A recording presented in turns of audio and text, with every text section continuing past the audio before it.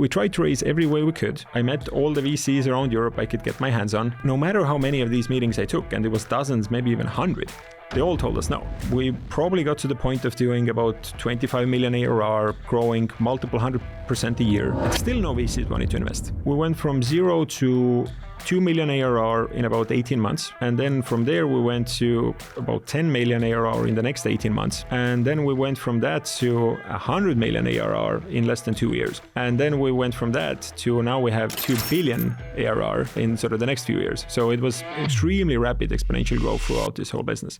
Ready to go?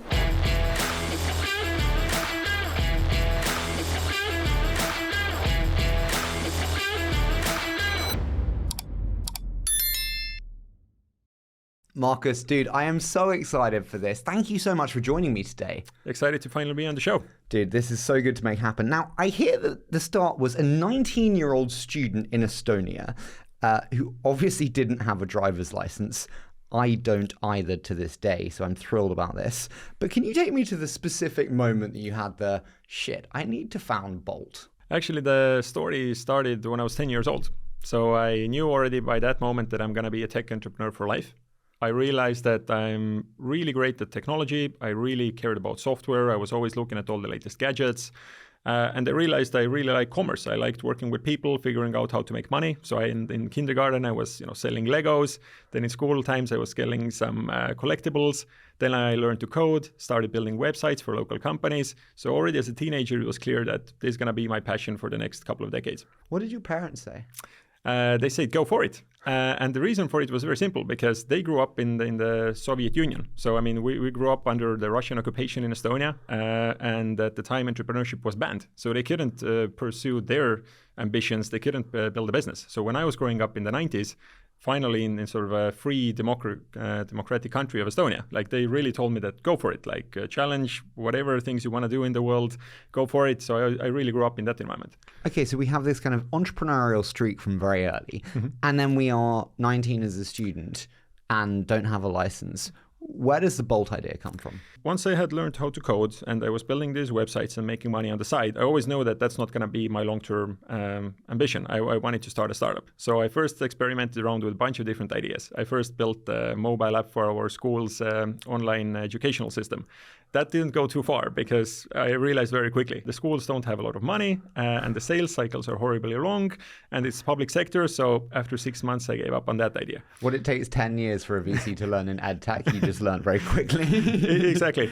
And then I took a very systematic approach. So I spent a couple of months studying different industries. And I just more and more over time started to realize that transportation is the most exciting space for me in the world. And there was a number of factors for it. So first, it was very clear that we're going through this once in a generation shift. So people will not be needing to own assets, but they can start to use assets on demand. Similar to what had happened to music, to videos, increasingly to many, many other sectors, it was clear that's going to happen in transport. Second, electric cars were coming along. And that was just this big revolution that I thought is going to shake up the industry. And third, it was clear that you will also have micromobility. So you will go from building these large combustion engine cars to having electric motorbikes, electric cycles, electric scooters. And I thought there's another opportunity there. And then fourth, there was the shift from you driving your car to potentially self-driving happening. So I was just amazed, like, wow, okay, transportation is really going to go through this massive shift. I need to be in that industry. It doesn't even matter what I'm going to do, but that's the place to be. Okay, so you have this realization. What do you do next? The majority of people fail, I always think, because they don't take the first step. What do you do post, I want to innovate in transportation in this shared new economy of not owning assets? What's the next step? So I started then as a 19-year-old kid by literally Googling, how do you start a startup? So I went to this Y Combinator and other websites. There was great content out there. And the top one advice was always that you got to validate your interest of customers and the suppliers before you build the first line of code. So I did that. I set up this survey on social media in Google Forms, sent it to my school list, put it up everywhere I could, and hundreds of people replied. And they all said that, yeah, they agree. The taxi industry in Tallinn at the time was horrible. And it was so horrible that if you were to design a bad experience, that's what you would essentially design. So I can walk you through how it was. So you had 15 different companies. You had to call all of them. Most of the time, they didn't even pick up. then even if they did pick up, the car almost never actually made it to you. Even if it did make it to you, then the car was in a horrible shape. It was dirty. The driver was rude. You could forget about paying in with a card. You always had to pay in cash. So it was just all around a really bad experience. And I was thinking that there must be a better way to organize this. And so did hundreds of other people. So I was thinking after this survey, wow, this is great. This is the easiest startup ever. Everybody's so excited and waiting for me to launch. I haven't even built anything.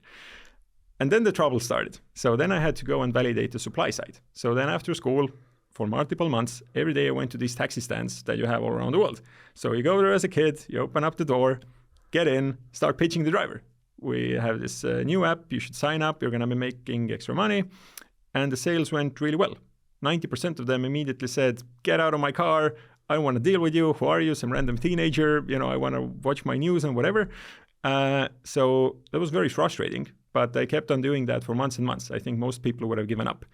And I did it until I had about 50 drivers who I had finally persuaded to give me their contacts. Did the message change to make it successful with those 50, or was it just persistence? I think that I was sort of optimizing the wording a bit, as you would in sort of face-to-face sales, because over time I saw what was getting me the better conversion. But at the end of the day, the pitch was simple. You're currently stuck under this legacy taxi company that doesn't give you a lot of work. That's why you're sitting here in this taxi stand. You should sign up to this app. It's low risk. You're just going to be paying a small commission every time you get a trip. So it should be a no-brainer. And even then, most of the drivers didn't want to sign up. So it was a big uphill climb to make it happen. So then we had 50.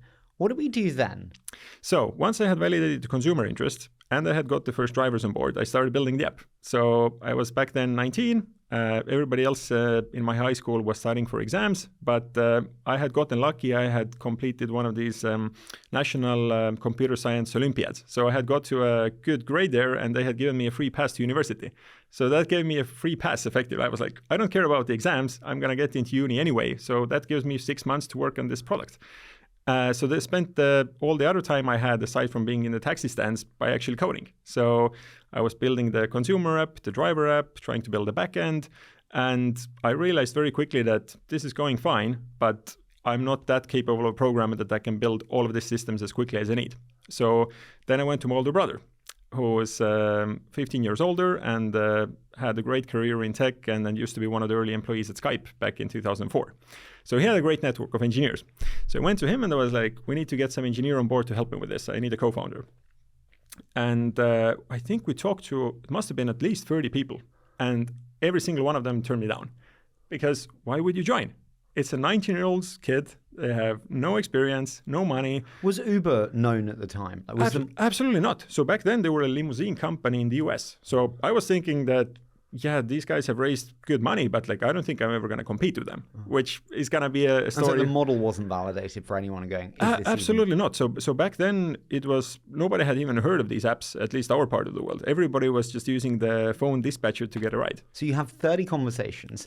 None of them join. Exactly. So it was a very tough time recruiting this co-founder, and then we got more and more desperate. So we started publishing this on random forums in Estonia, whether it was programming forums or random job sites.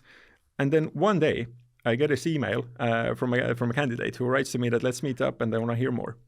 And I mean, I didn't have any other candidates anyway, so I was like, sure, let's meet. And I quickly Googled before I go there, how do you interview a person? Being a 19-year-old kid, I'd never hired anyone. So I show up to this meeting. I pitch him for probably an hour about what we're trying to do and why this is exciting. And then the problem is that most software engineers are pretty sort of introverted people. They don't really show you on the meeting whether they're excited or not. And I can tell you that Estonian software engineers are even worse than that. So I had no clue at the end of the meeting whether this guy is excited or not. So I go out and I'm the wiser. And then a few days later, he writes to me again that let's meet up. And then this magical moment happens. I get into this cafe with him. He pulls out the phone. He pulls out another phone. And this guy, just in a couple of days at home, built the rider application, driver application, all the backend, just makes an order on the spot. And he's like, hey, I got so excited about the idea that I just went home and built this to prove you that I'm a capable guy. So I just said on spot, wow, you're hired. I've been working on this for months, and this guy did it all in a couple of days. So that was Oliver, who turned out to be our technical co-founder, who's still with the company 11 years later, is the most brilliant software engineer I've ever worked with. And literally, I just found him from a random forum, and he just showed up built the thing as basically a test assignment. How much of success in business is luck versus skill? Respectfully, it's quite lucky that happened. It's amazing. I think that in our case, without Oliver, the company would have never been where it is. So I'd say it's even close to 100% of luck. What would you say is the biggest advice for founders looking to find another co-founder? I'd say from that story is that you can never give up. And even if the first 30 people don't work out, just keep on going. And you can really try to find people from all sorts of channels. You don't need to only go through your networks. Sometimes these random forums actually churn out amazing candidates. So just keep on doing it. I didn't know that story. I love that. And so we have Oliver then, and we start building out the back end, the front end. The product is now starting to hum. Talk to me about going live. When did we go live, and how did that response go? Tricky bit is that marketplaces are probably the toughest businesses to get going. Yeah. So if you build a B2B SaaS application, for example, you can fully control the consumer experience. That's not the case with marketplaces because you need to overcome this chicken and egg problem. You need the drivers and you need the customers at the same time. And both of them are very impatient. So if a driver signs up, they expect to get trips at most in a couple of hours. Otherwise, they're not going to bother keeping the app online, especially back then when data was more expensive as well. And then on the consumer side, it's even worse because if they open the app, they need to get a ride in a couple of minutes. If you don't have a car nearby in that area, they're just going to move on. So it's a very tricky marketplace, especially in ride-hailing, to get it off the ground. There's many marketplaces that are far easier. So for example, you contrast this to Airbnb. Like a supplier might sign up, it's completely fine. They don't get any bookings for a few days. They can wait. But that's not the case with a driver. So now, how did we overcome that was very tricky. So first of all, we didn't have any budget because... you hadn't raised any money. Yeah, so back then I was a 19-year-old kid with no budget, and the only thing I was able to do was I went to my parents, and I was like, hey, we really need some budget to get this thing off the ground. And we came from very modest means, and Estonia, especially back then, wasn't a rich country. So they said, yeah, we'll put aside $5,000 for your university fund. And we're fine to give it to you. We trust you. But if you spend all this money on this project, you got to cover your own rent for the next few years at uni. So I thought about it for a couple of seconds and I was, okay, let's do it. Give me the cash. And that was the initial funding we used to get the company off the ground. So we spent a bit of that on product development. We spent it to get the first sort of stickers and some of the billboards and business cards ordered. And it was a very humble beginning of just trying to hack in every different free organic manner we could to get the first initial traffic to the platform. Okay, so then we launch and it's difficult. You're managing demand, supply. How does that go? So the odd thing about this business for us for day one was that it was very asymmetric. So the consumer side was from day one actually very strong. So we got a ton of free media. It was a great story. Everybody hated the taxi industry. There was this young kid who tried to fix it. So we got hundreds of initial signups coming into the app, and that was great. But the problem was almost every single one of them got a really bad experience because we barely had any drivers online. So they opened the app, the cars similarly didn't show up or the experience wasn't great. And I got really into a panic mode because I was thinking that we can't just waste this first initial burst of demand that came in, because if all these people get a bad experience, we're going to get a bad rep and we're never going to be getting out of this problem. So I did everything I could. So I went on the streets of Tallinn, signing up taxi drivers one by one again. This time, at least I had an app so I could sign them up on the spot.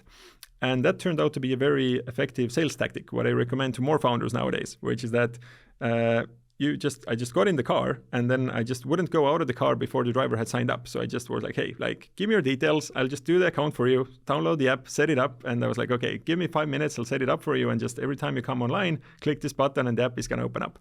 So I did this really curated sort of service to get every single driver online. And then I realized that wasn't even enough. So I went to my older brother, Martin, who worked at a different tech company at the time. And I was like, hey, can you help me with this as well? And then I went to my mom and I was like, hey, can you help me with this as well? Because we need even more people on board. So it was a very humble beginning of just using everybody I knew to sort of try to help and sell me these drivers to get them started. Are you making money at this point? On the first day, I'm just fascinated. How many people took a ride? So I think that we started off by doing about 5 trips on the first day. And then it started very, very gradually growing from there. So it took us a couple of months before we got to 100 trips a day. And then very quickly it went from that to 200, 500, 1,000 trips a day. And then it was already obvious that this thing is taken off. It's going to become sustainable and we could start to hire the first employees. When was it most obvious to you that you had the Hail product market fit? Actually, the whole thing was that we saw this massive consumer demand from day one. So it was very clear that consumers really want this service. So that was never the question for us. The hard part from us from 11 years ago until today has always been the supply side. So our mantra every single time we have our internal all hands meetings for 11 years, it always ends with one slide, which is add supply. So that's always been the biggest blocker for us. How do you get more drivers on board? Nowadays, we can expand that to how do you get more couriers on board, more restaurants on board. That's always been the biggest focus for us. When you look back at those very early days, what did you do that you wish you hadn't done? I think I should have been more aggressive with initial fundraising. I think we could have sped ourselves up a couple of months if I had gotten out and raised a small angel check before I did, because we bootstrapped the company completely for about the first year. So we built the product, we got to some thousands of daily trips, and we did all of that with $5,000 from my parents.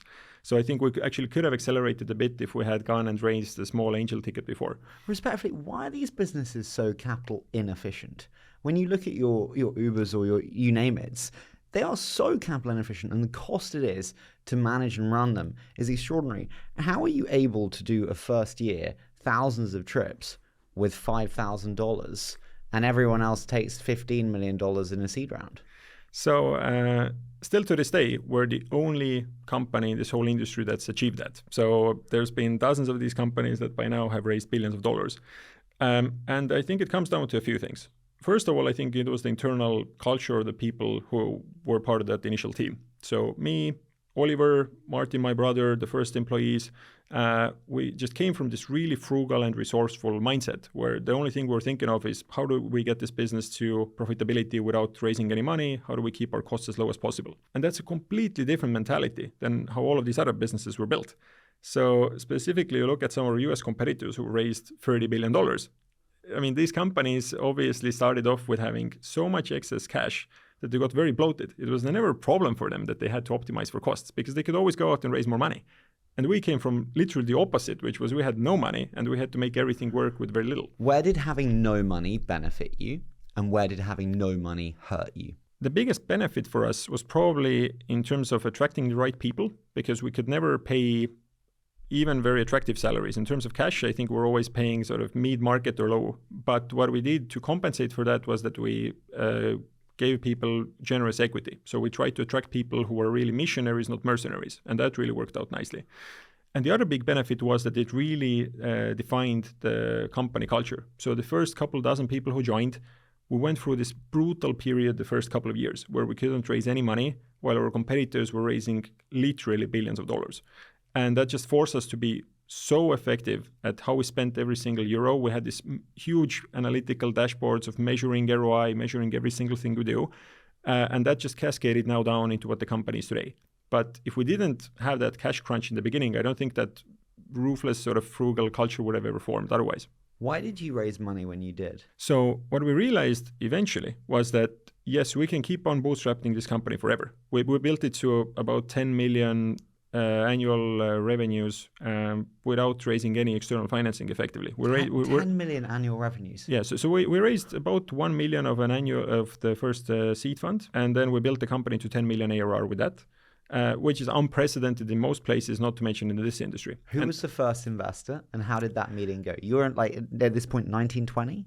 Exactly. So you're Googling how to hire someone. I don't imagine an investor meeting is that much more natural. So I was 20 years old. We had this good traction going on in Estonia, and then we wanted to raise the first 1 million seed round to expand. And I reached out to everybody in Estonia I could think of, and then we raised the first round mainly from some small local VC funds who were just setting up back in the day, and some first early Skype employees. What was the price?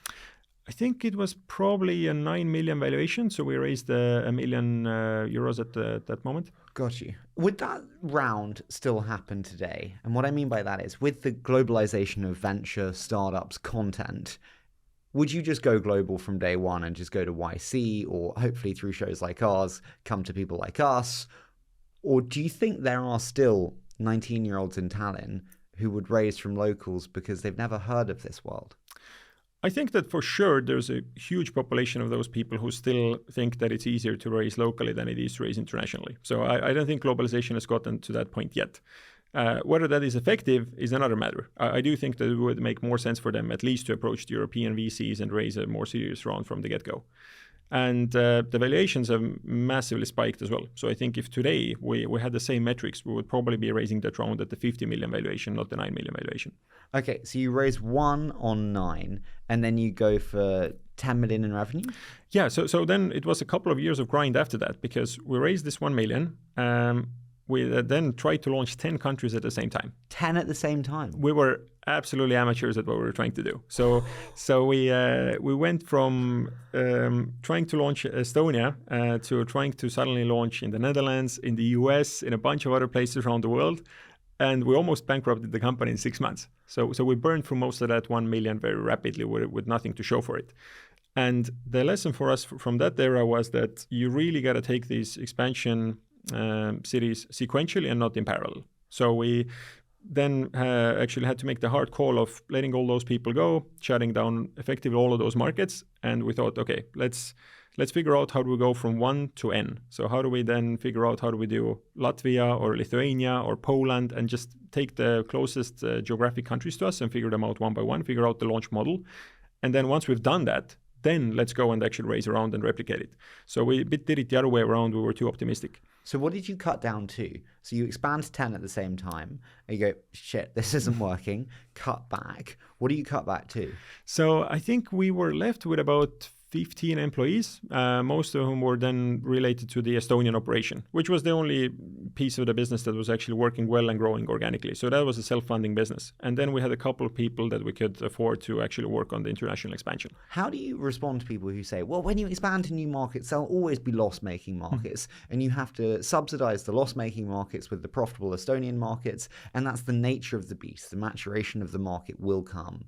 Is that right? Or like, no, we can have unit economically efficient markets from day one? So it depends on the industry. For marketplaces such as ours, there is no way you can have positive unit economics from day one. And the reason for it is very simple. This is a very strong network effect business, which means that you do need to overcome this initial chicken and egg problem. You need to get the drivers online, you need to get the customers online, and at first, unit economics are deeply negative. You actually have to subsidize both sides of the marketplace to get the liquidity up.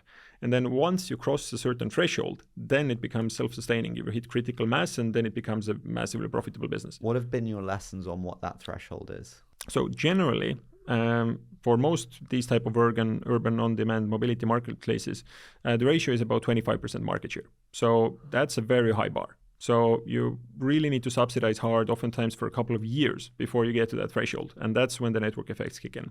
So we talked about that kind of launch playbook. How did the development of that launch playbook go? We're back now to 15. We've got Estonia working well, but we've had 10 that didn't go so well. How did we go about that playbook creation? It was a very iterative process. So and very humble beginnings. So my brother Martin, we designated him to launch the first Latvian market. So he literally went there, rented a small apartment, which then also turned out to be our office after a couple of months. And then he just basically slept there and then hired a few young students to help him.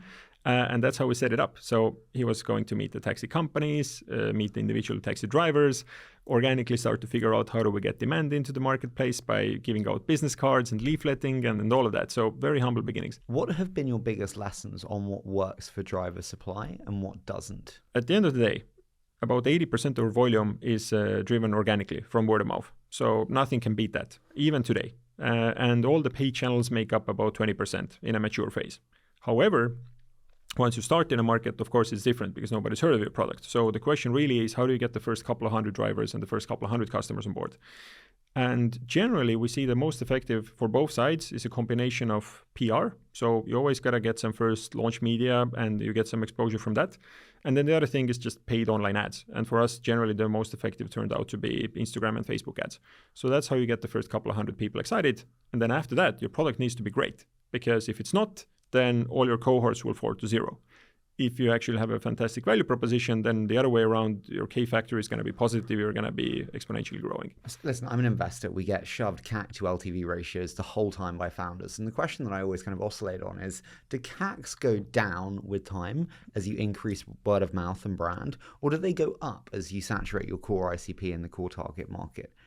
How would you advise me? So marketplaces have this very unique dynamic, which is that in your first 6 months, the unit economics are always horrible because you don't have enough liquidity in the marketplace. So you constantly need to subsidize the drivers, otherwise they're going to drop off. You constantly need to subsidize the customers, otherwise they're going to go away. So your first 6 months of unit economics will tell you effectively absolutely nothing. So they always look bad. And then you just got to have faith in the model that as long as you keep on investing long enough, then you will hit some threshold and then it's going to flip into profitability.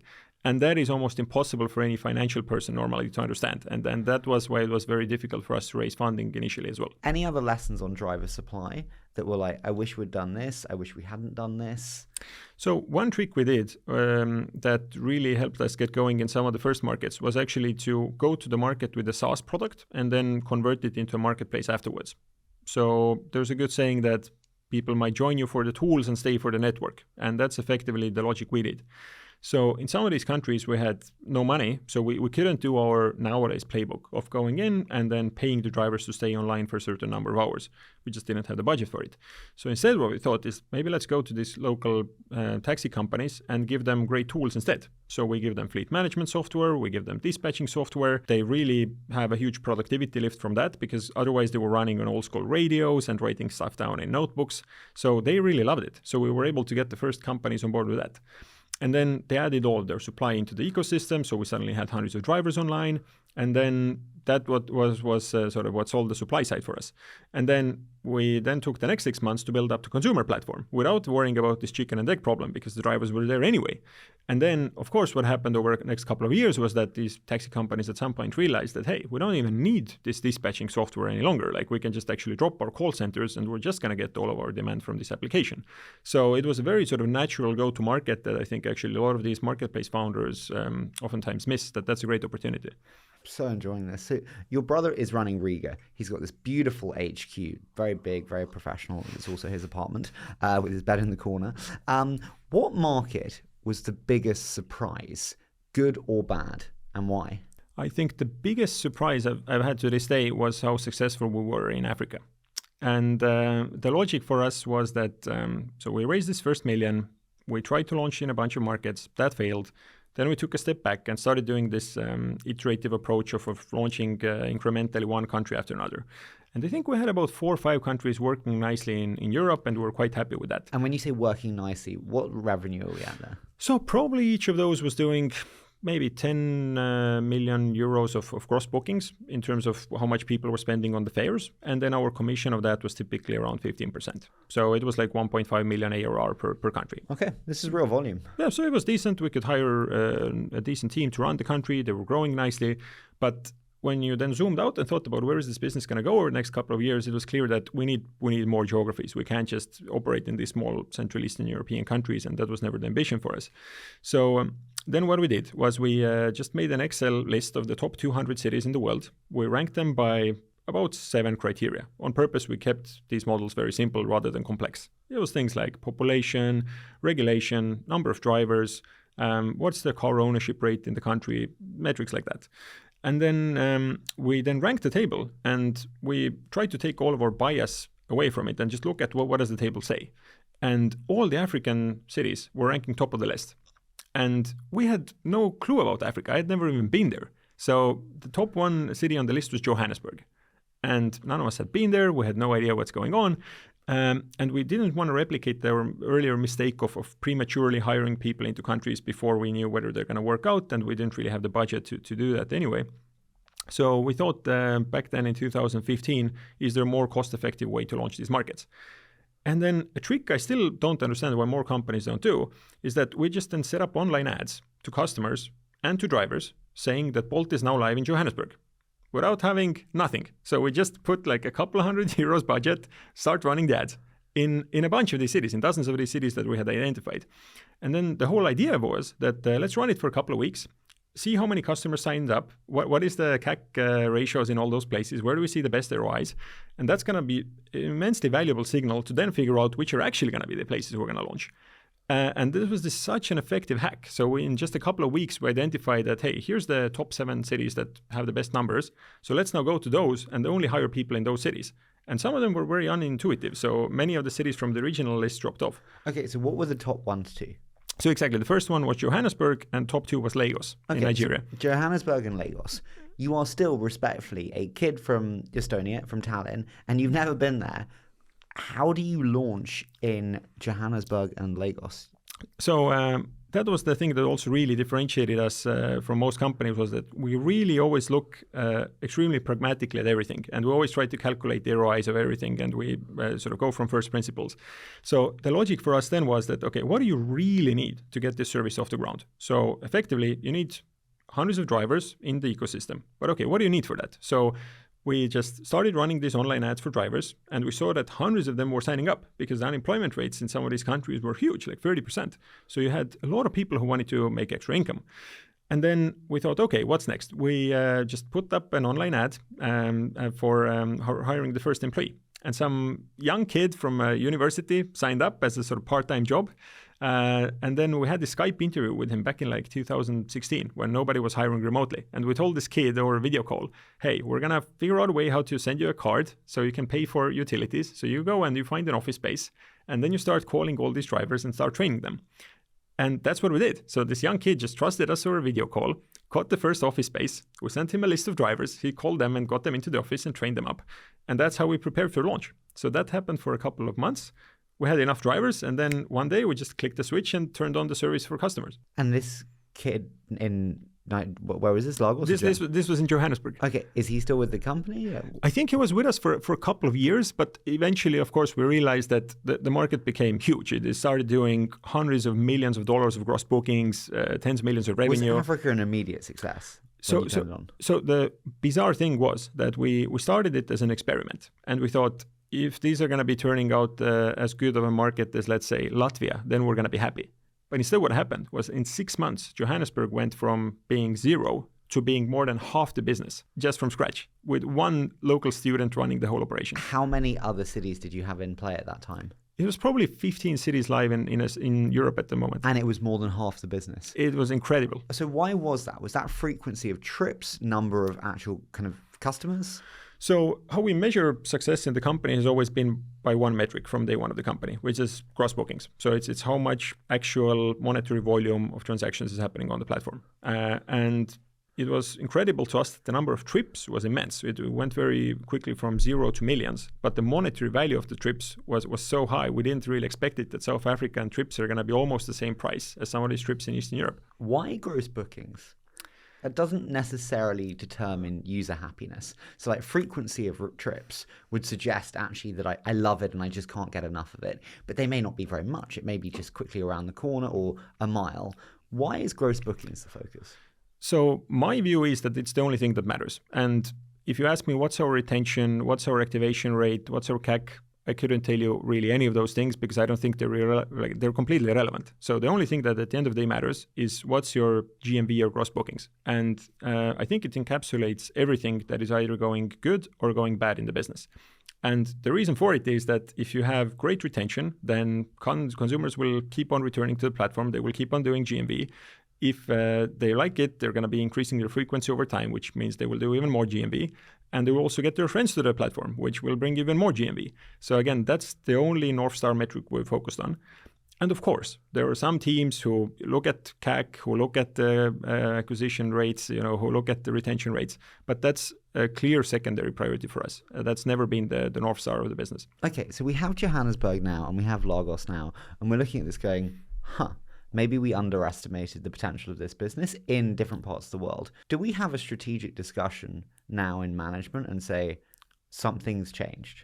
Absolutely. So we were just monitoring these dashboards every few hours. We couldn't believe what was going on because just the consumers signing up were by the thousands every day. We had these thousands of drivers signing up who wanted to all get on the platform. So we very quickly had to update our sort of priors and be like, okay, like this is actually going to be fantastic. Like this might be the entire company 6 months from now. And that's exactly what happened. So we created the SWAT team of people in Tallinn who identified, okay, what are the next 15 countries in the world where we could replicate the same thing? So we just continued with this original exercise of then taking the next cities from the list, running ads in those places, figuring out which ones have the best traction and just launching there. And we went very quickly from having no presence outside Europe into suddenly being live in about 15 countries. So we launched all the major African economies. We even launched in places like Mexico, without having no presence there, not flying anybody there, just full remote launches. And almost all of these launches turned out to be fantastically successful. What did you do that made you successful with these launches first? So now what is worth to mention is that we weren't the first to market in those places. And that's what really makes Bolt a unique company, because as I described already, this is a very heavy network effect business. So the first player has a huge advantage. They have bigger density. They have therefore better pickup times in terms of the cars. They can therefore offer you a much better customer value proposition. So if you're coming in as a second player, it's generally almost impossible to ever catch up to that, unless you have something very unique that the other player isn't doing. So what we did, there was a couple of differentiators. First of all, we localized much better. So what was clear was that especially these American players in these markets completely neglected the local needs. How did they neglect local needs? One trivial example, they were operating in Kenya, only allowing you to book a ride if you had a credit card attached.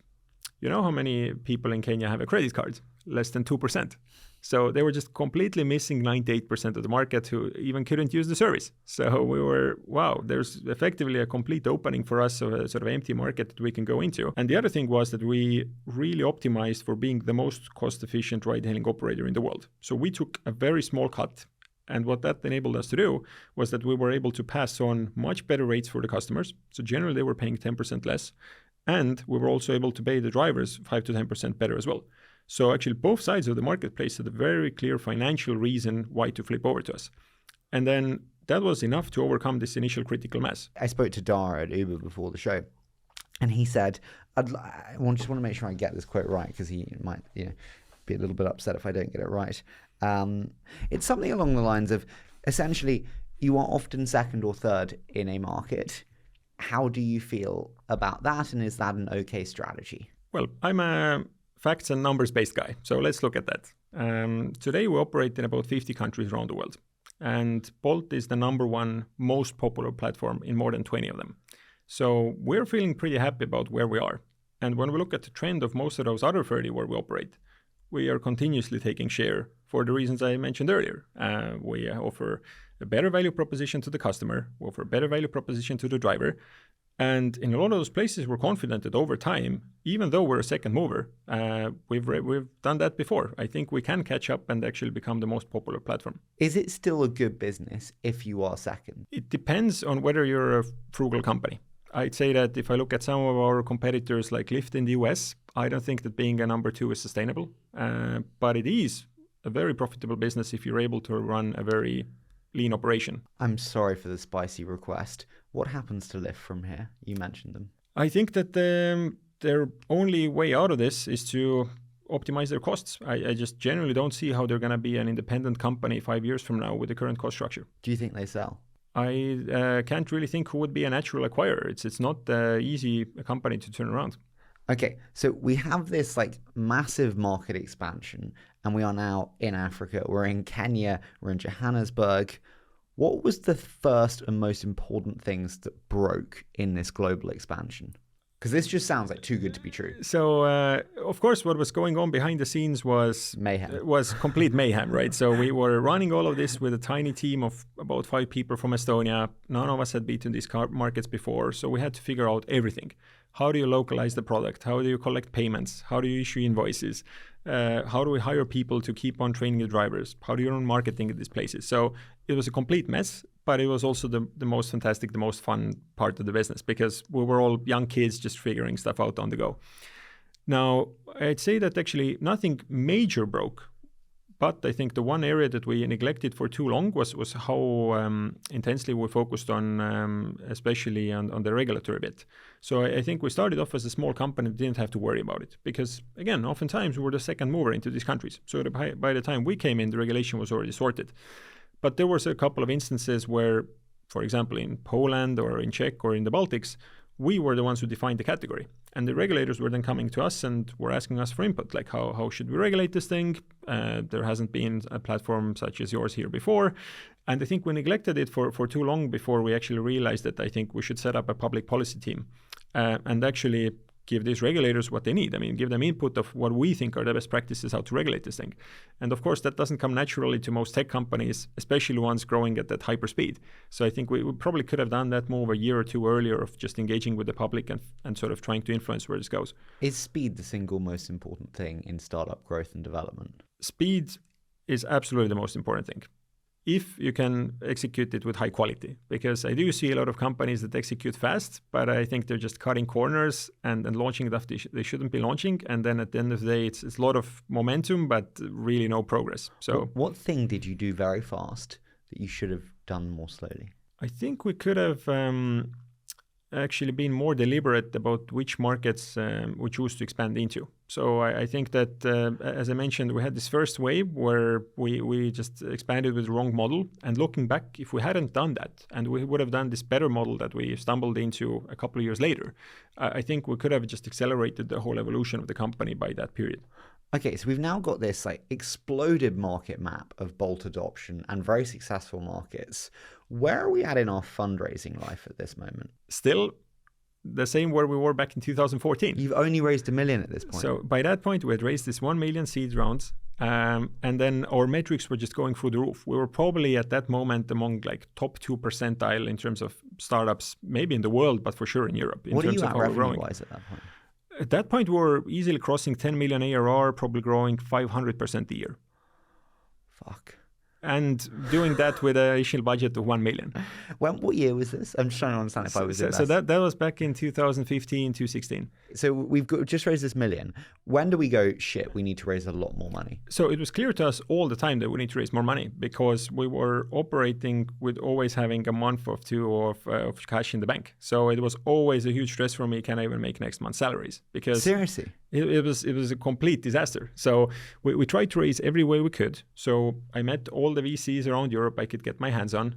I get to these meetings, show them the metrics, tell them the story. And it was one of those cases where they were like, this seems like a great team. You obviously have fantastic metrics, but we just don't believe in the category. Like we think that you guys are going to get wiped out. And no matter how many of these meetings I took, and it was dozens, maybe even 100, they all told us no. Did all the big brands say no? Every single one.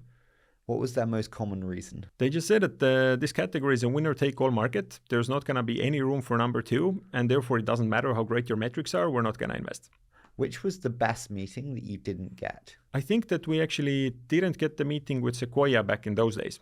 And that's another story of how then they later came back to the business 4 years later. Who was that meeting with? At Sequoia, we actually didn't get the meeting. That was the sad part. So we tried to approach them many times. And then back then, I think we weren't an interesting enough company. Wow. Did you get a response? Yeah, we just got the response that, hey, like, thanks, but, we're not interested in the category at the moment. Wow. Okay, so what was the Series A? So we took a very unconventional approach. So first of all, we realized we had to raise some money. We saw that all the sophisticated VCs didn't want to invest. So we had to swallow our pride and be like, okay, we need to raise money, otherwise the company's going bust, and we need the money to continue this fantastic expansion. So I contacted anybody I knew who had any sort of money. So I remember this one meeting was with a local real estate company in Estonia. So I go there, probably back then like a 22-year-old kid, and they'd never even heard of a startup. They'd never heard of a tech company. And then I'm pitching them about how our metrics are doing, what the story is going to be. And then I remember at the end of the meeting, they were like, we've never invested in anything like this. We've never even done any investment outside of real estate, but you seem like a good guy. So we're going to invest $500,000 in the company. And looking back, it was completely insane that they did that. But I mean, they invested at a valuation of about 15 million. So by now they made like easily more than 100x return on that investment. And the only reason they did was because they'd never even heard of any of our competitors. So they just look at it on the merits of the business. And that turned out to be much smarter than all the sophisticated VCs who turned us down. Oh my God. That's insane. So they turned 500K into 50 million. Yes, even more. That is insane. And so what did you raise in that kind of interim round? You cobbled together? Yeah, so we cobbled together $500,000 from this real estate company, similarly a couple of $100,000 from a local railway operator, couple of $100,000 from a local telecoms guy. So it was just this tiny, altogether maybe $1 million. And that was enough? Well, we had to survive with that. We had no other choice because nobody else wanted to back the company back then. So when did big cash come in? So then After that, the metrics were doing fantastic. We probably got to the point of doing about 25 million ARR, growing multiple 100% a year, and still no VCs wanted to invest. So this is just like, oh, for fuck's sake. I just got so frustrated with the VC industry. I was telling like, I'm never going to talk to any VCs ever again. And then what happened was the experience bad? I think the experience was actually nice in a sense that they took the meetings, they listened, they were like, yeah, you seem like a good guy. They tried to give me some advice, but at the end of the day, I didn't need advice. What I needed was money. And none of them were willing to invest in the company at the time. So, and then it all changed very bizarrely when one day Mercedes or Daimler, the group, approached us out of the blue. And the interesting bit was that all these OEMs at the time were trying to figure out what is their strategy going to be. So they all realized that mobility is changing. Maybe one day everybody's going to be ordering cars from these apps, and that's going to completely kill their existing business. So Mercedes was the one who had a big fund set aside. So they wanted to buy as many of these companies as they could. So they approached us and they tried to buy the business back then for maybe 100 million euros, which obviously as a young kid would have been a fantastic outcome. So we discussed it with the founders, but my view was immediate that we don't want to sell the business. We're onto something special. This is going to be an amazing business, so we're going to turn it down. How much of the business did you have at that stage? Probably 45%. So you'd have made $45 million, say, add 22. Yeah, and we had a big debate about it with the other founders, like, what do you want to do? And I was completely clear that I want to build a business, and they got lucky that Oliver and Martin were both very supportive, so they were like, okay, it's your call. You started the business. If you want to go for it, go for it. So we turned it down in a day. We didn't even think about it. Wow, that is incredible. Was there anyone who did want to sell it? Well, there was obviously some of these angel investors who are like, wow, we're going to get a great return of whatever, 10x in a year, and this is going to be fantastic for us. But actually, they all were of the same opinion that you started the business. This is your call. If you want to go for it, take the risk. Okay, so we say no, and they then invest in the business? Yeah, and that was then the bizarre thing. So then a year went by and our numbers just kept on growing. So we probably quadrupled the business in the next year.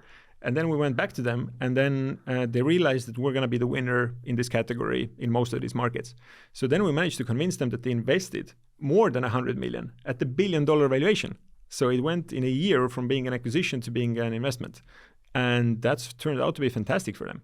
Okay, you've gone from raising $1 million from, real estate company, local telecoms people, not the standard, to 100 million from Daimler. That kind of fucks with your mind a little bit, no?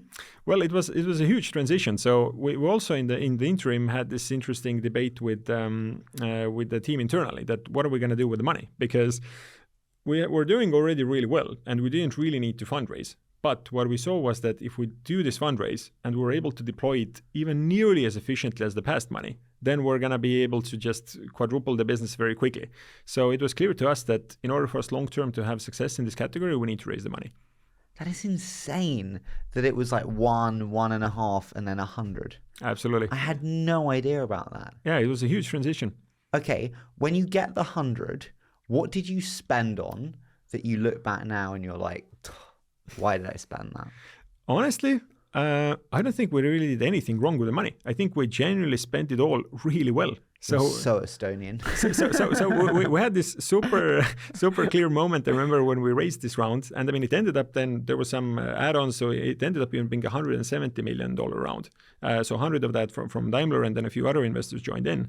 And I went to the team and I was like, hey, we're not going to be changing the culture. So you can imagine effectively like we haven't raised any money. So we're going to keep on operating just as we have. Yes, we're going to be hiring a bit more people, but it's not like we're going to be bumping everybody's salaries massively or everybody will get huge teams now.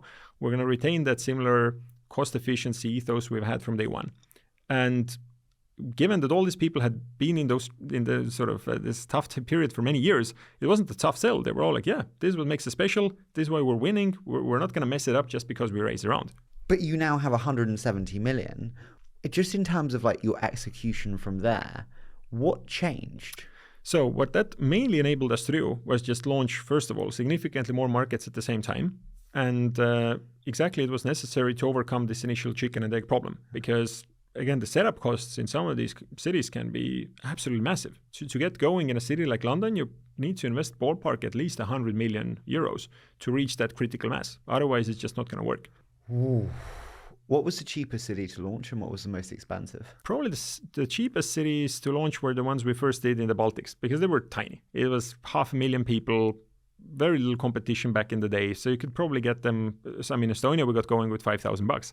So, and then contrast that with some of the biggest cities in the world where you need to invest tens of millions, if not hundreds of millions. Did the growth, okay, so we then we're doing multiple cities, same time, we've got 170 million. Did the growth then just continue? Absolutely. So we then went from doing that 25 million ARR to very quickly getting to 100 million, 200 million, 400 million ARR in just a matter of a couple of years. When you look at the growth profile of the business, I was brought up on this treble, double. I think it's the kind of same, or maybe treble. But what was yours? Was it like 1 to 5 to 25 to 100? How did that growth profile look? Just so I get an idea. So looking back, it was probably, we went from 0 to 2 million ARR in about 18 months. And then from there, we went to about 10 million ARR in the next 18 months. So we 5x. And then we went from that to 100 million ARR in less than 2 years. And then we went from that to now we have 2 billion ARR in sort of the next few years. So it was extremely rapid exponential growth throughout this whole business. You're at 2 billion in ARR. Yes. Wow. Fuck me. That's a lot. That's more than I thought. When you get to that stage, people really start to take notice of you. When did people really start to take notice of you, do you feel? There was a couple of changes that happened with the company at the same time. So first, we were just growing really well. So the numbers were so good and we got so large that these investors just couldn't ignore us anymore. So we then started to also appeal to the financial crowd. So actually the first financial investors who came to the business were huge top tier New York investors. So we raised money from the likes of D1 and Tarzana and some great New York funds. And it was just take me to that. You've only raised from Daimler and some telecoms and real estate. When Dan Sunheim and D1 come in with a, hey, Markus, would love to chat. Was that a very natural, normal process? How did that go? So actually what I really liked about these New York investors was that they were very numbers oriented. So they really did very deep, very sophisticated analysis about the numbers, the market shares, the trends. And they really liked the story on top of that, but they were mainly invested based on numbers. I think with VCs, it was the other way around. So the numbers were great, but they didn't really focus on numbers. They sort of focused on what they thought was sort of the narrative in the industry. And that turned out to be completely wrong. So all these New York guys who bet based on the numbers were the ones who now made a killing on this. I love that. Okay, so you raised from them. How much did you raise from them? So in aggregate, we've now raised 1.5 billion. So it's been a mix of maybe 10% of that from strategic investors and the most of that from then European and US-based investors. So the emails that didn't get meetings from Sequoia, when did Sequoia come back into the fray? So then mid-2021, the company was doing extremely well. And we really had this explosive growth during COVID. So what happened was that the whole mobility industry shut down. So COVID hit, and in 4 weeks, we went from just massive, about 200 million of revenues to losing 85% of that. What do you do at this time, dude? That is it's unprecedented. The last time was Spanish fucking influenza in 1917. What do you do? So COVID was this fascinating episode for us. So we were doing probably 200 million of ARR. It dropped 85%. Every other company in this industry started laying off people. They laid off 30%, 50%, whatever they thought was needed for the company to survive. So I remember we had this meeting over a call with the top management, and we decided we're not going to do any layoffs. We're going to be the only company in the industry that's going to retain all of our people. And it's going to be a huge gamble because we lost 85% of our revenue.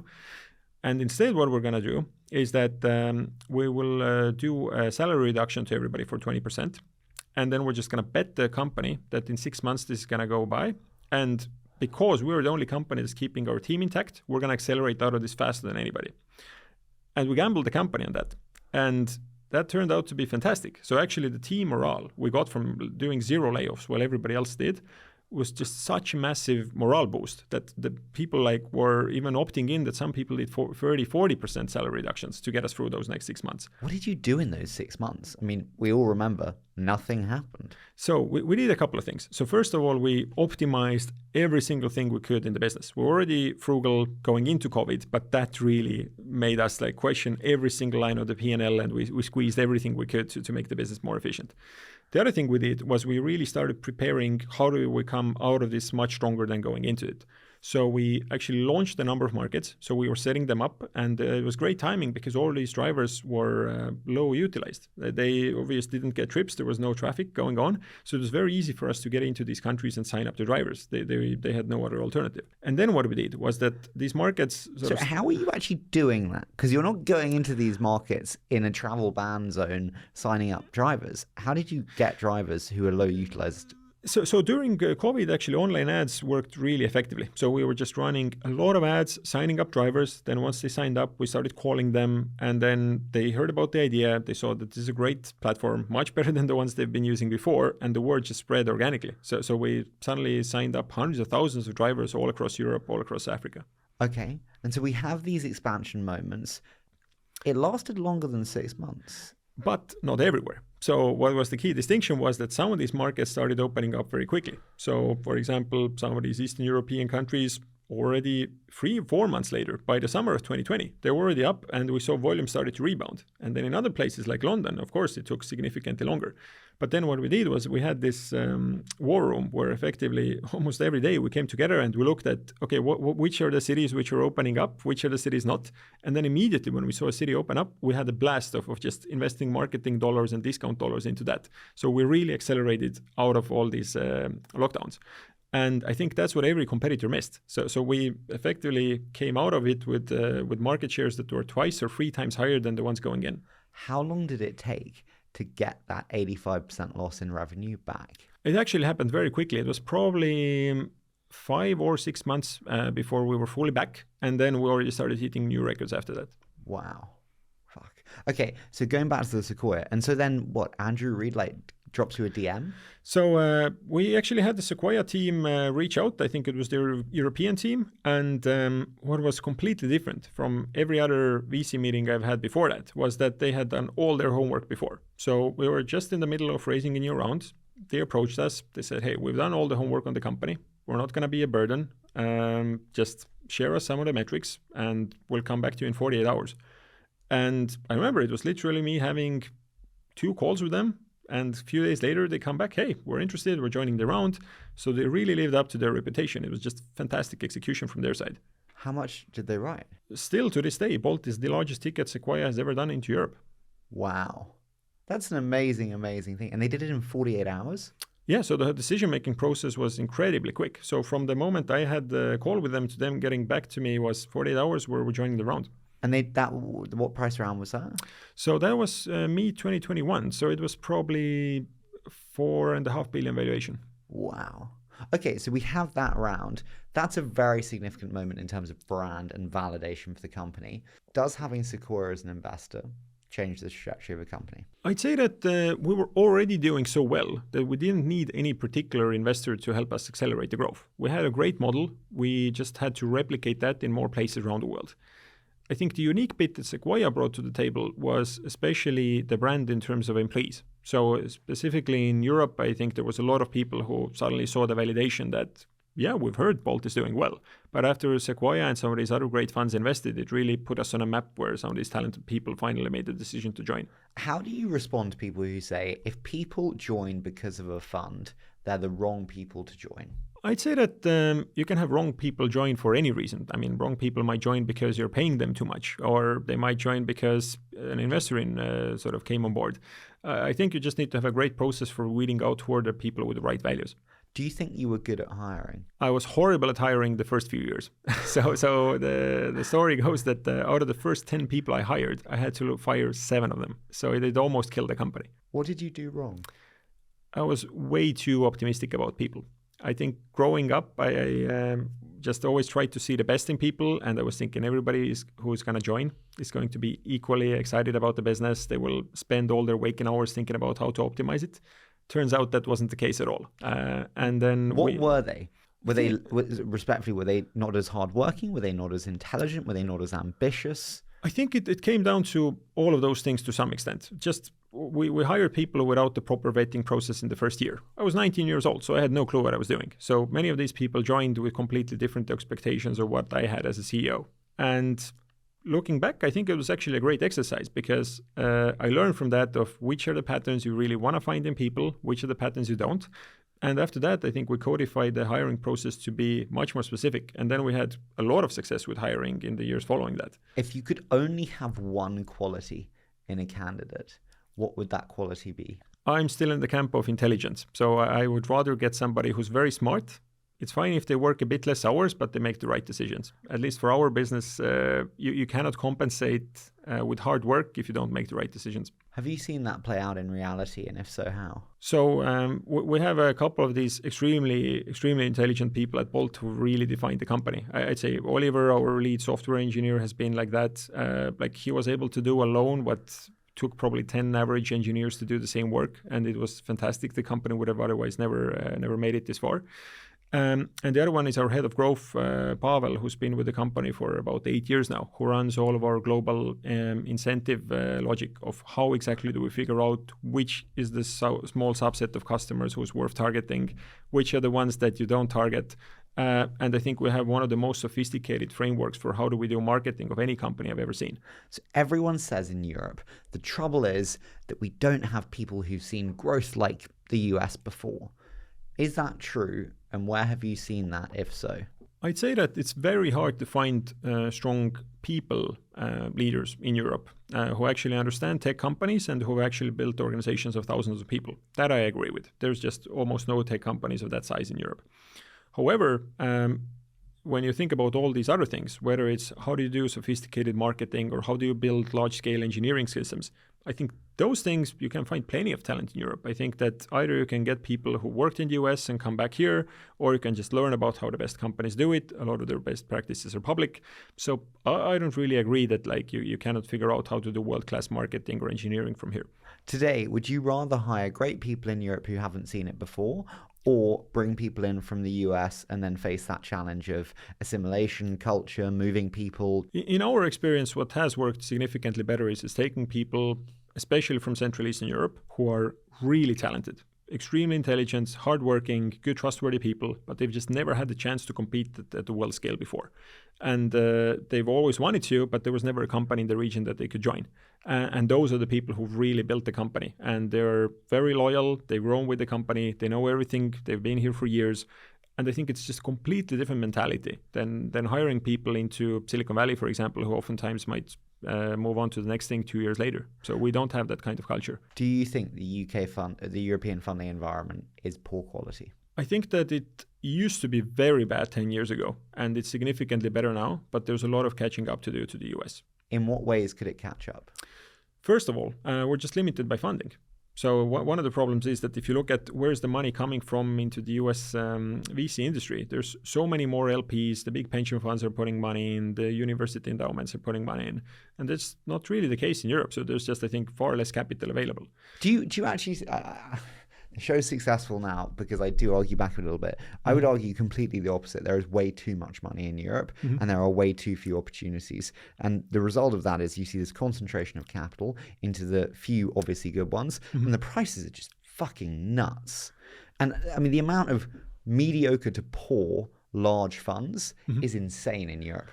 I'd say that for sure there's a self-fulfilling prophecy in that as well. That again, if you have enough capital available, then these companies can raise the money they need to actually compete with their US counterparts. And if the money is not available, then they're just going to get out-competed, not because in any way they would otherwise be a worse company, but just because they don't have access to the funding. And at least in our industry, we've seen that play out many, many times, where it's been very clear in the food delivery industry, grocery delivery, transport in general, where a lot of these companies from the US just have more funding, and that's the only reason they win. Get you. What would you most change about European funding then, other than more?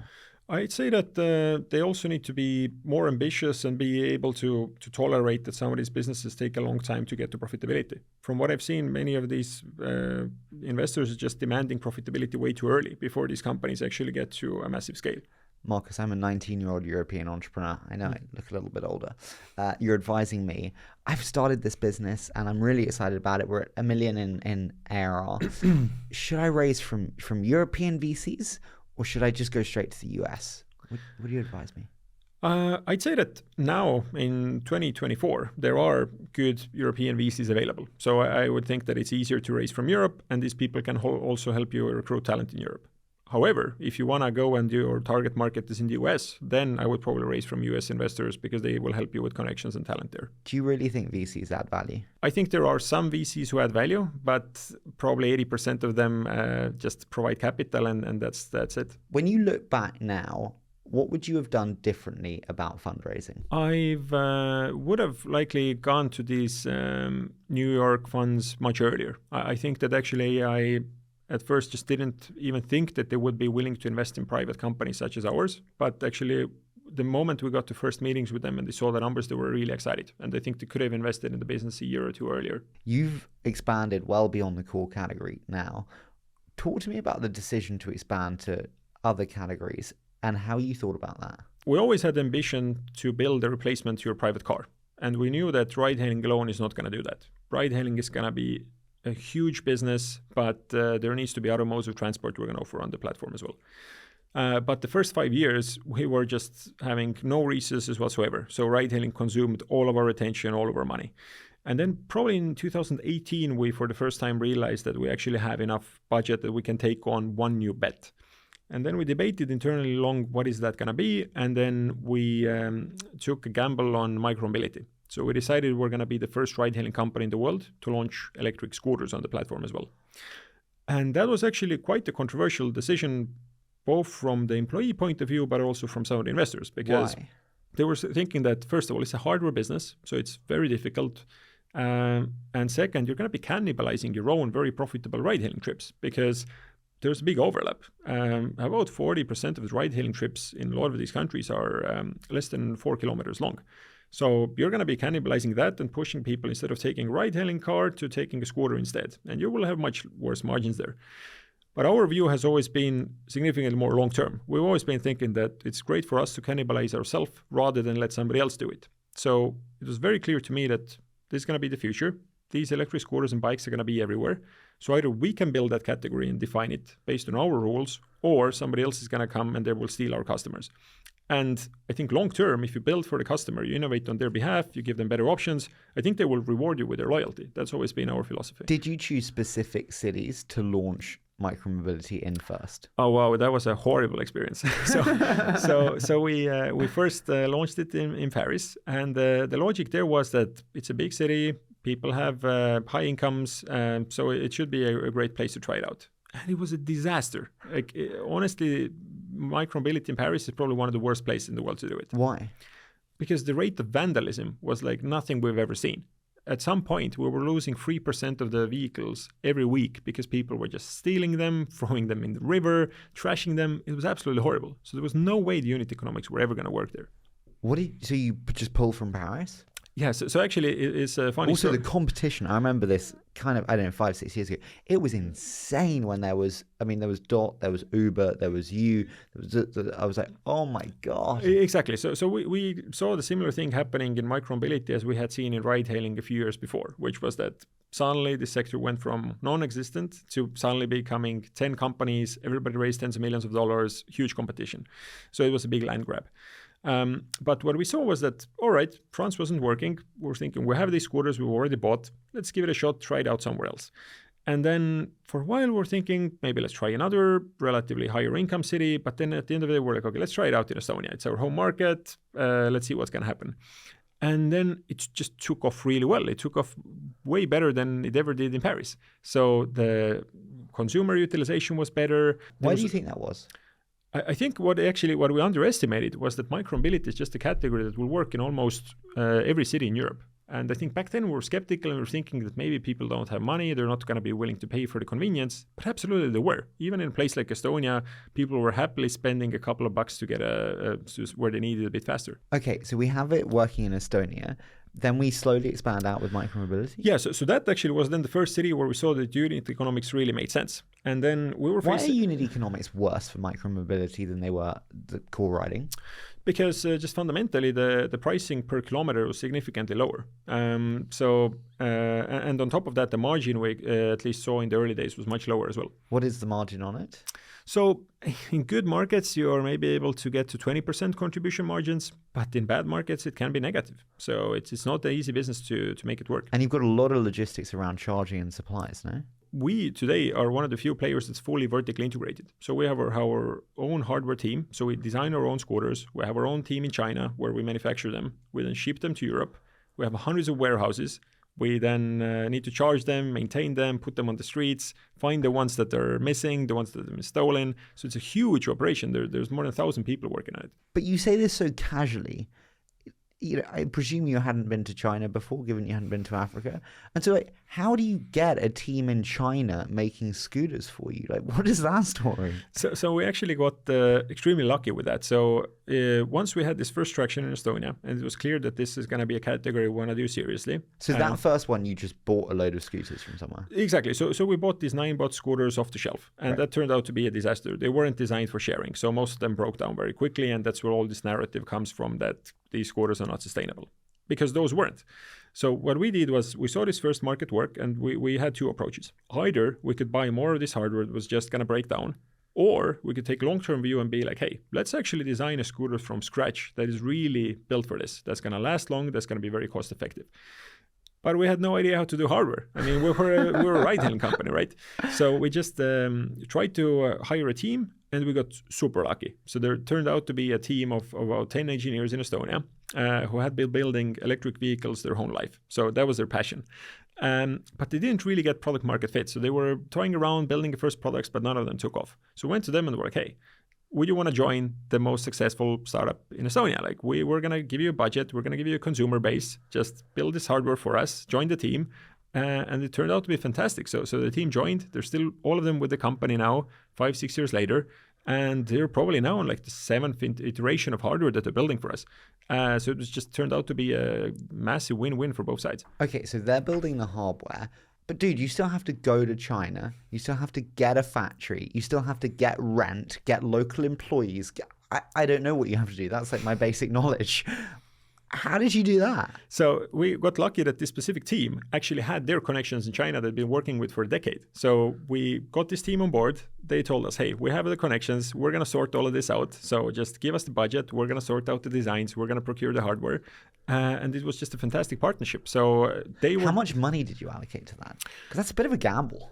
So I think over time, it actually, in the grand scheme of how much money we've raised in general, it's maybe been about 10% of our total funding. But what it did was that it had this massive transformative effect on the rest of the business as well, because we brought these hundreds of thousands of scooters to the market, to hundreds of cities. We became overnight from having almost no presence in that sector to becoming the largest micromobility operator in Europe, still to this day. Nobody operates with such a big fleet in so many cities as we do. How much market share do you have in Europe today? So the market's actually pretty roughly split between the top sort of 4 or 5 players. Like each of them has between 15 to 25% share.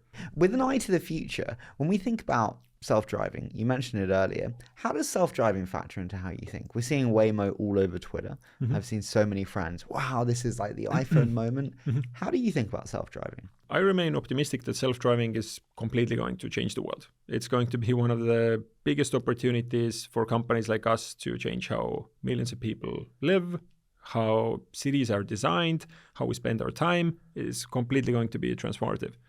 However, I don't think it's going to happen anytime soon. So when you look at these 2 tech trees that they're currently developing, they're both years out before making a service that's actually commercially viable, that's actually cheaper than a human driver, and one that actually meets regulatory requirements. Why?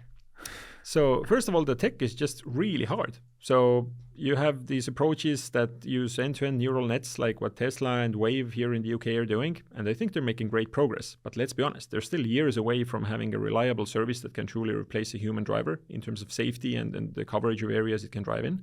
And then you have the other tech tree, which is what Waymo and Cruise have been doing, which is very different. It's much more expensive. You have significantly more sensors, like more LiDARs on the vehicle. And that sort of is getting to the point now where it starts to work as good as a human would, or even better. But there, the costs are just so prohibitive. The costs are significantly higher than a human would. So it's going to take them multiple years for the costs to come down.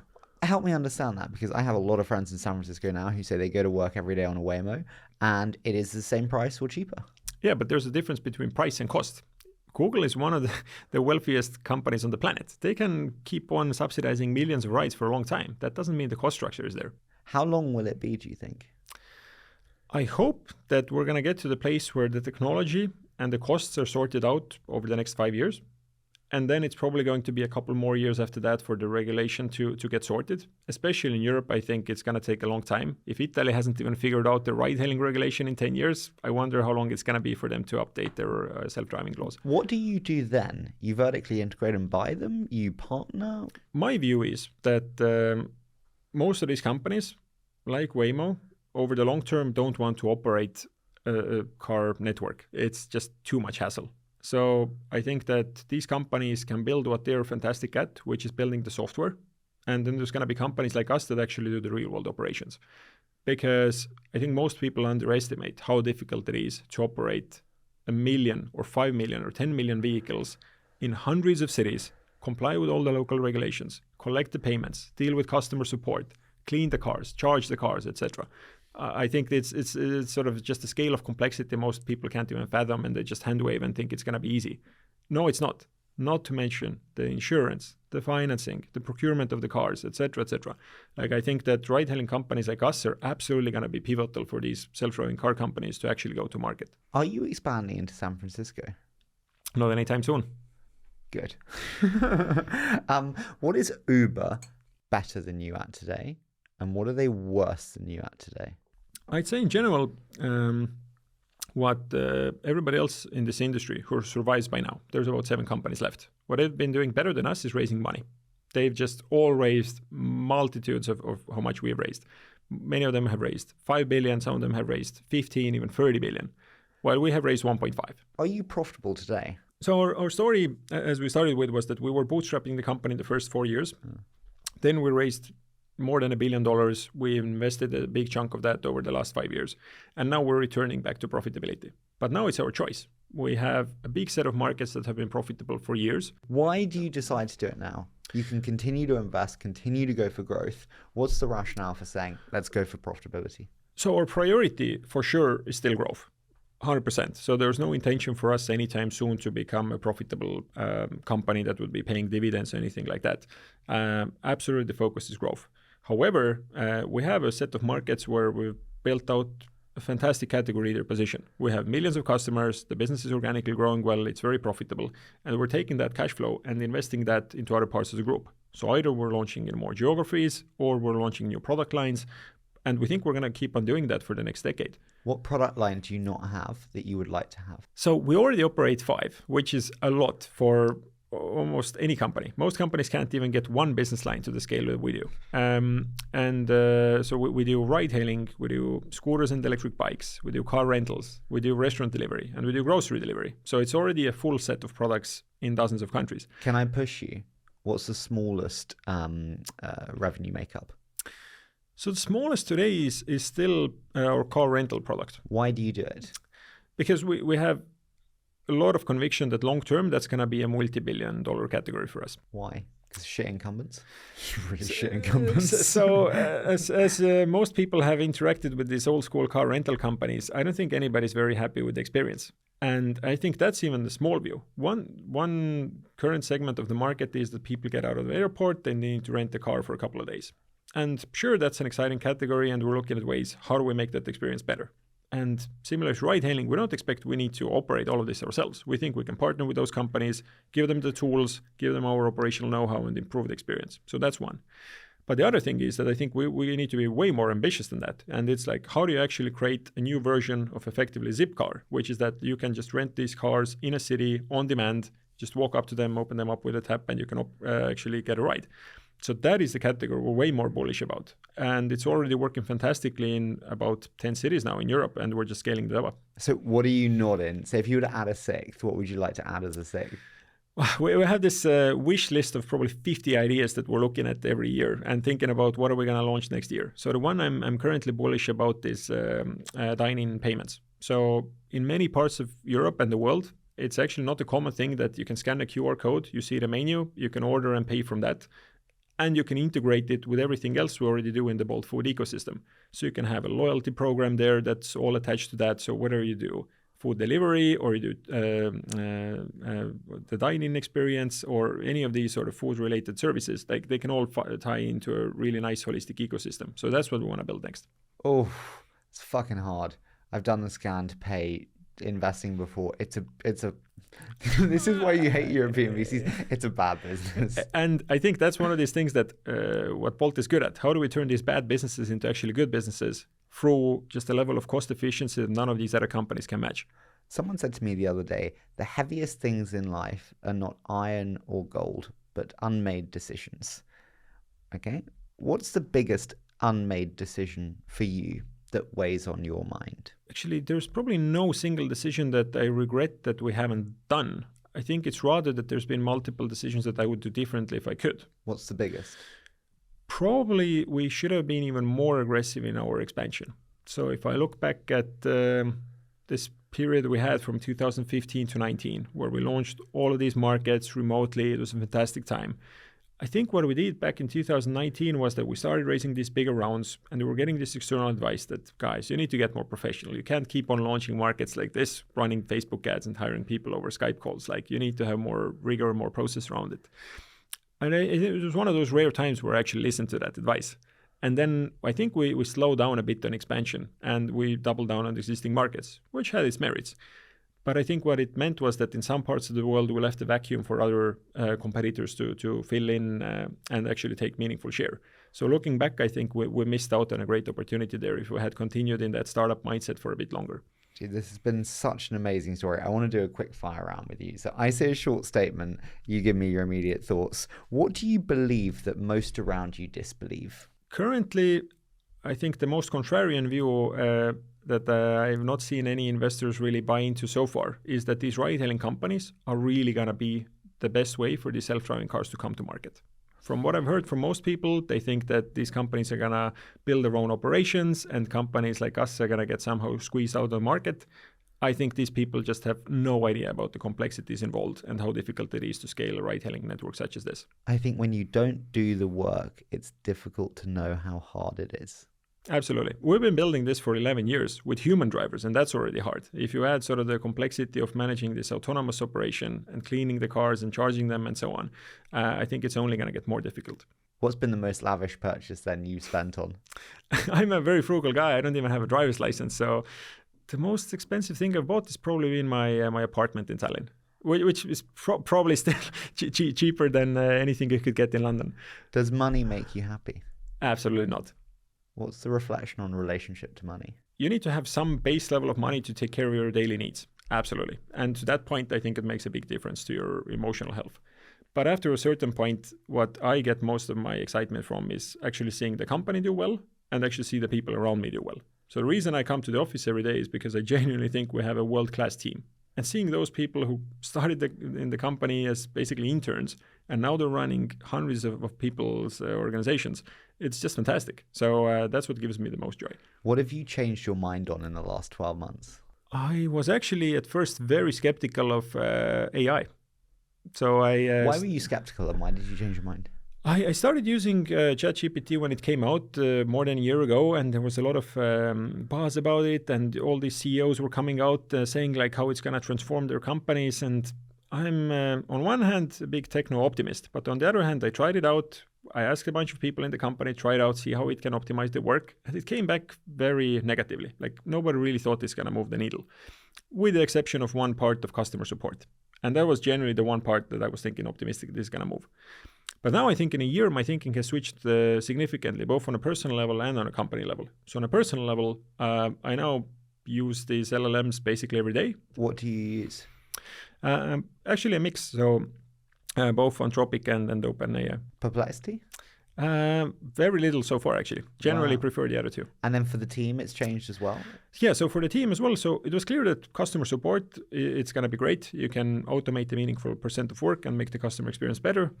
But I think it's also become more obvious to me that you can actually expand that to significantly more use cases, whether that's something like a CRM. So how do you make your sales reps and marketing people more effective? Or it might be internal tooling, like how do people in the company discover information more easily? How do you, for example, summarize documents and make better decisions? So I'm getting more and more optimistic you can actually apply it in those domains as well. What concerns you most in the world today? Clearly war. I think that there's a lot of things going on well in the world of technology, but I think it's absolutely insane that we have war going on in Europe, Russia attacking Ukraine, killing people, and everybody's just basically forgotten about it. It's absolutely crazy. Yeah, I do agree with you. It's amazing how it normalizes so fast, as awful as that sounds. Exactly. I mean, the war's been going on for 2.5 years, and you ask most people in London, they don't even think about it. I completely agree with you. You're a fit dude. I've known you for a while. You're a fit dude. What's the health or diet advice hack that not many people know about and that you think is great? Honestly, I think people should just do the basics. Like, that's the most contrarian take here, probably. Like, everybody's trying to innovate and biohack and whatever. Like, most people should just take the basics really seriously. Sleep 8 hours a day, eat healthy food, exercise a couple of times a week, take a few hours off, enjoy time, read books, chill with friends, whatever works for you. Just most people don't do it. When have you been most out of kilter in the Bolt journey? Well, like you're sleeping like an hour a night and your health is shit. Literally never. Over these last 10 years, I've never sacrificed sleep for the sake of the business. I've always thought that that's going to be a bad idea. I'm just going to be ill-tempered the next day. I'll have worse memory, worse decision-making. So I've always taken it very seriously. I always sleep well and I look at this as a marathon. God, fucking Estonians. You're always so calm and like methodical in what you do. Final one. What question have I not asked that I should have asked? I think most people still misunderstand how all of these on-demand marketplaces are going to work out. I think that's been the bizarre thing to me. So I was always been this contrarian in this industry for 11 years, telling everybody that I think all of this M&A in this ride-hailing industry is complete insanity. You should not be doing that. And again, still to this day, I think most people wouldn't agree with that. Why is it insanity? Because this is fundamentally a duopoly industry. This is an industry that at the end of the day, stable state, it's going to be two players splitting the market, one way or another. And whenever the top player buys the other one, they buy themselves a couple of years before somebody else comes in and takes that second player spot as well. So you're back to square one. And we've seen time and time again how companies make this mistake. They do this merger. They think it's going to be fantastic. They model out these monopoly returns for a long time. And it never pans out. And I don't understand why companies keep on making that mistake. So what is the future of these marketplaces? I think that most of the world has already stabilized. So if you look at this industry, barriers to entry now are so high. The technology, getting places like London going requires such a massive need of capital that nobody's willing to fund in this new environment. So I don't really think that there's going to be new competitors entering the market in a traditional sense. I think where this innovation is going to come from is new modes of transport. Either it's going to be something new like electric scooters, or it's going to be self-driving cars, but I think it's going to be a completely different thing that's going to shake up the market, not the existing company. Markus, I do the show for shows like this, which is, I said to you before, I think art and science, the story combined with the lessons. Thank you for being so brilliant, because it re-energizes me and my love for what I do by doing shows like this. Awesome.